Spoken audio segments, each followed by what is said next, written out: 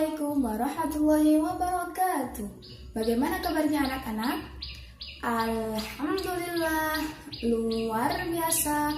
Allahu Akbar. Yes. Nah, sebelum pelajaran kita mulai, mari kita baca basmalah bersama-sama. 1, 2, 3. Bismillahirrahmanirrahim. Oke. Untuk hari ini apakah ada yang tidak masuk? Alhamdulillah masuk semua. Nah, sebelum kita memulai pelajaran, agar kita semangat, agar kita fokus, agar kita senang dalam pelajaran ini, mari kita ice breaking bersama-sama. Boleh? Oke, semuanya berdiri. Ada yang pernah dengar ice breaking tempok janji fokus? Ada yang sudah dengar?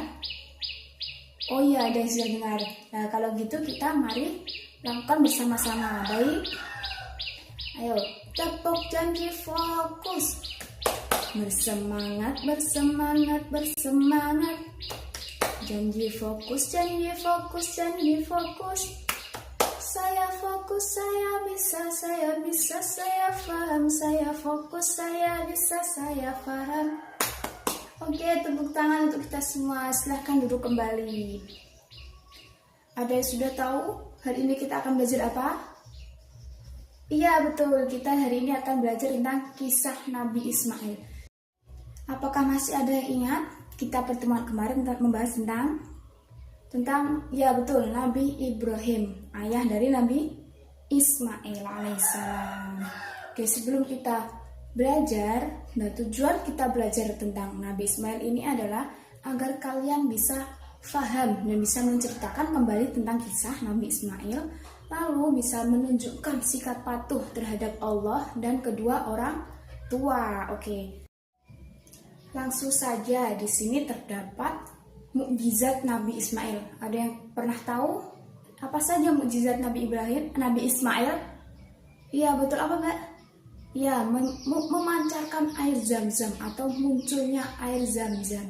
Jadi air Zam-Zam itu muncul pada saat Nabi Ismail. Nah, sebelum kita lebih lanjut memahami tentang mukjizat Nabi Ismail, kita harus tahu dulu siapa sih Nabi Ismail itu? Ya, Nabi Ismail adalah putra dari Nabi Ibrahim alaihissalam dan Siti Hajar.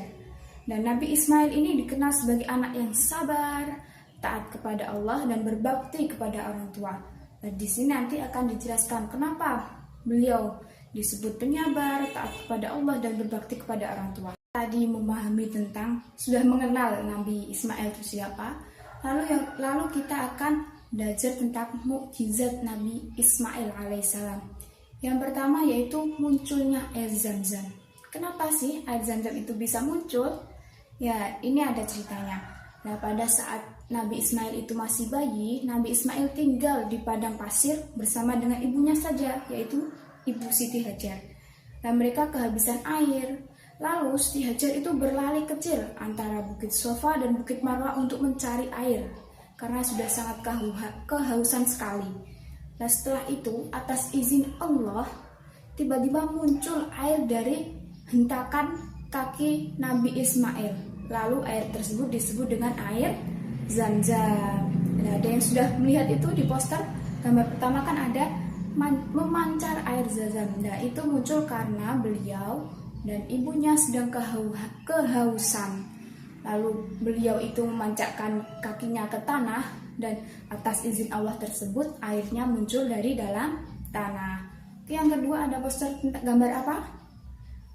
Oke, peringatan agung kurban ketaatan luar biasa. Nah, di situ adalah ceritanya suatu hari Nabi Ibrahim itu mendapatkan perintah dari Allah untuk menyembelih Nabi Ismail sebagai ujian keimanan dari Nabi Ibrahim.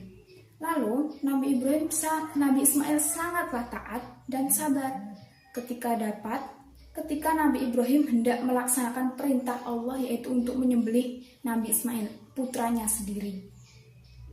Lalu dengan selang beberapa waktu Allah mengganti dengan domba atau kambing. Nah, peristiwa ini menjadi asal mula mula ibadah kurban pada saat hari raya Idul Adha yang akan kita laksanakan pada hari Rabu besok, ya kan? Nah itu jadi kurban pada saat jadi awal mulanya kurban itu muncul pada saat Nabi Ismail dan Nabi Ibrahim, yang Nabi Ibrahim diperintahkan oleh Allah tadi untuk apa? Menyembelih siapa? Dijawab ya, putranya sendiri, yaitu Nabi Ismail. Lalu yang ketiga itu terdapat gambar membangun Ka'bah dan doa untuk kota Mekah. Nah di sini Nabi Ibrahim dan Nabi Ismail bersama-sama membangun Ka'bah di kota Makkah yang sekarang alhamdulillah sudah jadi dan sudah dikunjungi oleh ratusan juta orang muslim. Nah, Ka'bah itu menjadi kiblat umat Islam saat sholat. Dan sebelum kiblatnya Ka'bah, ada yang tahu gimana kiblatnya? Iya betul, di Palestina. Ya, kiblatnya sebelum Makkah itu terdapat di Palestina.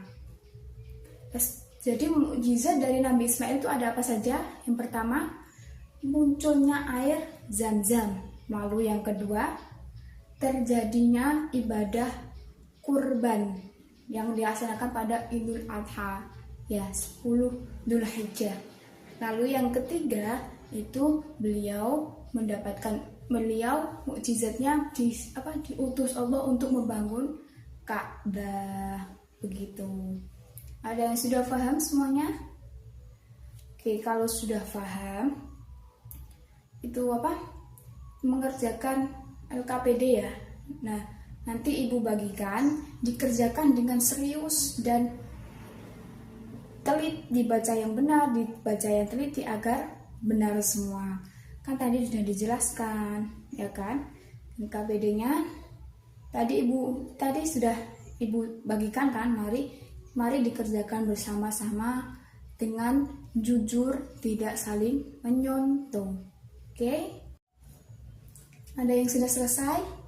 Alhamdulillah sudah selesai semuanya. Good job anak-anak ya. Kalau sudah selesai, bisa dikumpulkan di depan. Oke, urut ya dari yang sebelah kanan sampai ke belakang. Oke, ya terima kasih.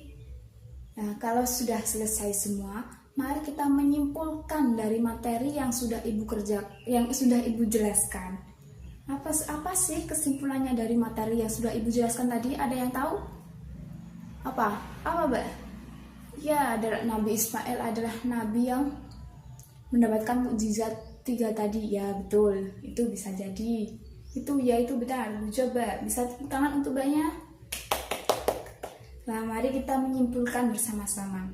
Kesimpulannya dari materi yang ibu jelaskan tadi adalah Nabi Ismail adalah anak yang sangat sabar dan taat kepada Allah Subhanahu wa taala.